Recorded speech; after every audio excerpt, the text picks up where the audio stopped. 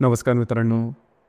मिथुन राशीकरता 20 जानेवारी नंतरचा जो कालावधी आहे तो काही ठीक चाललेला नाही आहे. मानसिक तणाव तुम्हाला जास्त प्रमाणात जाणवत होते आणि त्यामध्ये आता शारीरिकतेच्या संदर्भातल्या सुद्धा गोष्टी डोकावत आहे. आता हा जो प्रभाव परिणाम आहे हा फेब्रुवारीमध्ये सुद्धा असाच राहणार आहे का? किंवा फेब्रुवारीमध्ये तुमच्या आयुष्याचं असं नेमकं दुसरं कोणतं क्षेत्र आहे की जे सर्वात जास्त प्रभावित होणार आहे? संपूर्ण फेब्रुवारी महिना हा तुमच्यासाठी कशा प्रकारचा असेल, या सर्व संदर्भातली खुलासेवार चर्चा आपण या व्हिडिओमध्ये करणार आहोत. तर सुरुवातीला आपण तुमचं जे स्वास्थ्य आहे, मानसिक किंवा शारीरिक, हे नेमकं कशा प्रकारचं असेल या संदर्भातली चर्चा करू. जसं की तुमच्या राशीमध्ये मंगळ जो ग्रह आहे तो भ्रमण करतो आहे आणि मंगळ जो ग्रह आहे तुमच्या राशीचा नंबर 1चा अशुभ फलदायी ग्रह आहे आणि खास करून तो वक्री झालेला आहे. जवळजवळ गेल्या 1-1.5 महिन्यापासून तो तुमच्या द्वितीय आणि तुमच्याच राशीमध्ये वक्री झालेला आहे आणि तुमच्या राशीचा जो स्वामी आहे बुध, जो की अष्टम स्थानामध्ये भ्रमण करतो आहे. 12 तारखेनंतर तुमच्या भाग्यस्थानात जाणार आहे आणि वेळात गुरुसुद्धा वक्री आहे. एकंदरीतच साधारणतः या संपूर्ण महिन्यामध्ये तुमची थोडीशी दमछाक होणार आहे. लक्षात घ्या, यासाठी थोडंसं तयार राहणं गरजेचं आहे. थोडंसं तुम्हाला जास्त प्रमाणात तुम्ही ॲक्टिव्ह राहिला आणि तुमची जी राशी आहे ही छोट्या मोठ्या कारणामुळे लवकर स्ट्रेस घेणारे, लवकर तणावाखाली जाणारे आहेत, लवकर थोडीशी तुम्हाला भीती फार लवकर वाटते. तर यापासून थोडंसं स्वतःला मजबूत ठेवणं गरजेचं राहील. गोष्टी कशाही प्रकारच्या झाल्या तरी त्याला बिनधास्तपणे सामोरं जाणं गरजेचं राहील, कारण हा कालावधी कायमस्वरूपी काही टिकणारा नाही आणि या कालावधीमुळे फार काय मोठे तणावाला, तापाला तोंड द्यावं लागेल असं मात्र अजिबात नाही. त्याच्यामुळे तशी काळजी करू नका. कधी कधी दिवसामागून रात्रीमागून दिवस हा प्रकार असतो. तशाच प्रकारचं धरून चला की थोडासा परीक्षेचा कालावधी आहे तुमचा, तुमची टेस्टिंग टाईम आहे असं म्हणलं तरी काही हरकत नाही. गोष्टी थोड्याशा मनाविरोधात गेल्यात तरीही काळजी करू नका. याच्यातून तुम्ही बाहेर याल एवढं निश्चित.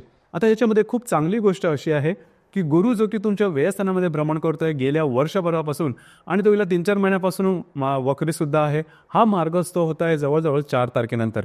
ही जी गोष्ट आहे ही गोष्ट तुमच्यासाठी खूप चांगली राहील. जे काय स्ट्रेस, तणाव किंवा जी काही निगेटिव्हिटी तुमच्यामध्ये आलेली होती ती साधारण 6-7 तारखेनंतर फेब्रुवारीच्या बऱ्याच प्रमाणात नॉर्मल होईल. याचप्रमाणे शारीरिकतेच्या संदर्भातले जे त्रास आहेत हे या महिन्याच्या शेवटी म्हणजे 28-29 तारखेनंतर बऱ्याच प्रमाणात नॉर्मल होते.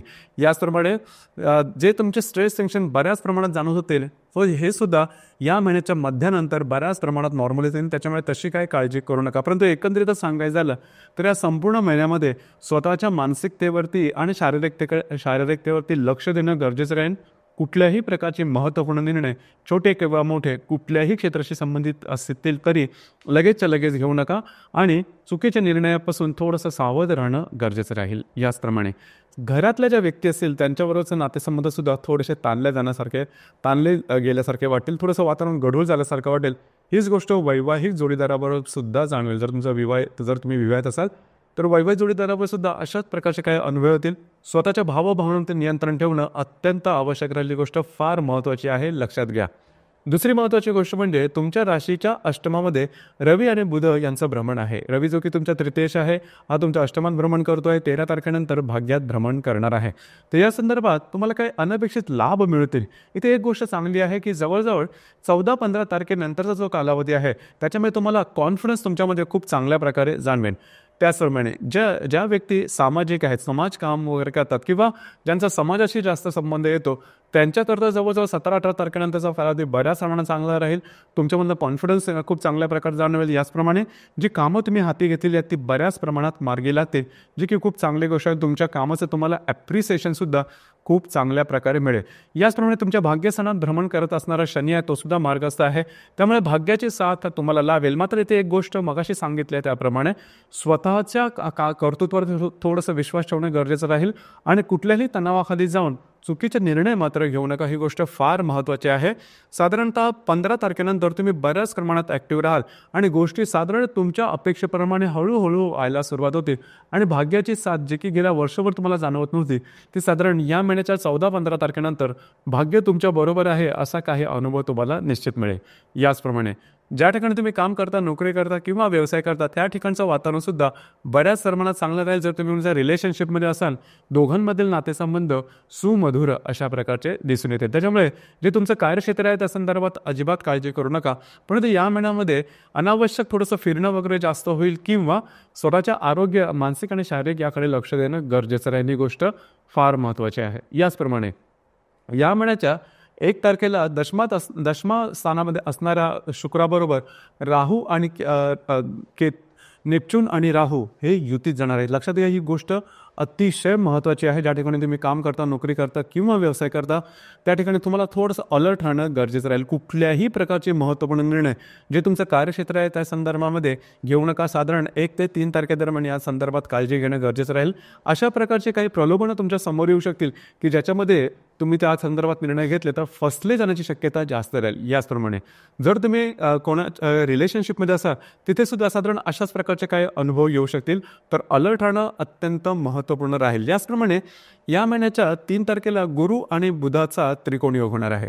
गुरु जो की तुमच्या व्ययस्थानामध्ये भ्रमण करतोय, जो बुध अष्टमात भ्रमण करतोय, दोघांचा त्रिकोण योग, काही अनपेक्षित तुम्हाला लाभ मिळू शकतील.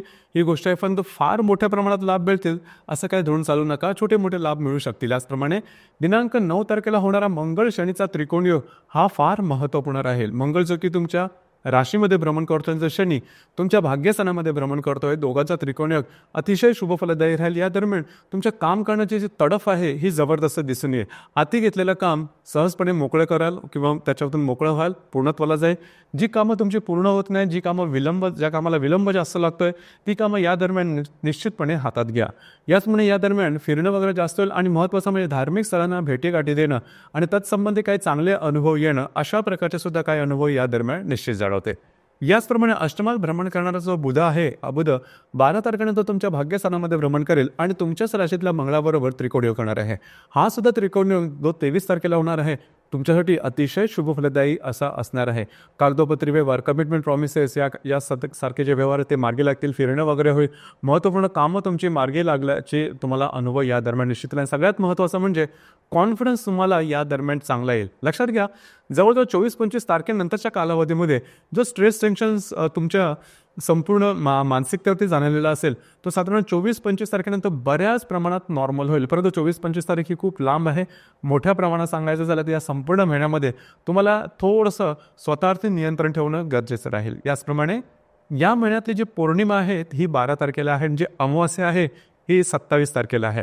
तर पौर्णिमा आणि अमावस्या दरम्यान रविचंद्राचं आकर्षण थोडं जास्त असतं. आपण थोडं जास्त भावनातीत होतो आणि भावनातीत होऊन घेतलेले निर्णय हे चुकण्याची शक्यता जास्त असते. तर साधारण या महिन्याच्या 12 आणि 27 तारखेदरम्यान कुठल्याही प्रकारचे मोठे निर्णय, कमिटमेंट, प्रॉमिसेस, कागदोपत्री व्यवहार किंवा वादविवादापासून लांब राहणं गरजेचं आहे. लक्षात घ्या, हा संपूर्ण महिना आहे हा तुमच्यासाठी परीक्षेचा कालावधी आहे, म्हणजे टेस्टिंग टाईम आहे. तर या दरम्यान स्वतःवरती नियंत्रण ठेवा आणि भावनेच्या आहारी जाऊन चुकीचे निर्णय मात्र घेऊ नका. तर मित्रांनो, हे होतं मिथुन राशीचं फेब्रुवारी 2025 करताचं संपूर्ण राशीफळ. धन्यवाद.